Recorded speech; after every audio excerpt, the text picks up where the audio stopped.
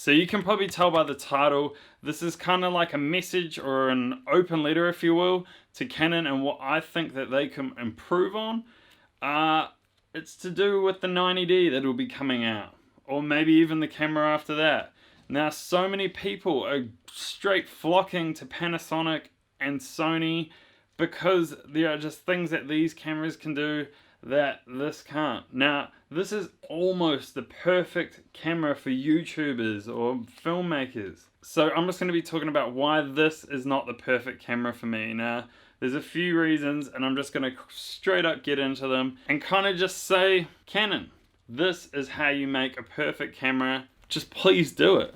Now, I'm hoping that the 90D is just going to be released with everything that I'm going to talk about. So I'm just going to jump straight into it. The first issue that I have with this camera is it cannot shoot 120 frames a second. It can only shoot 60 frames a second, which means it can only do 50% slow-mo of like real time. So you can slow down your footage 50%. So if it was 120 instead of the 60 frames a second it could do, you'd be able to get those nice, amazing cinematic shots that this camera, the GH5, can do.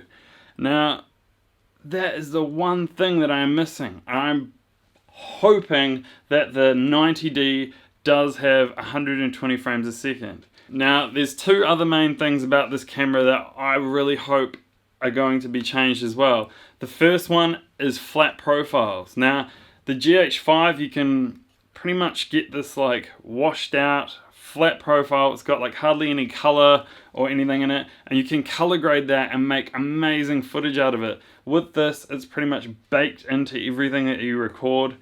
So for people that want to get their own look or their own color, it's a lot harder on this than it is on the GH5.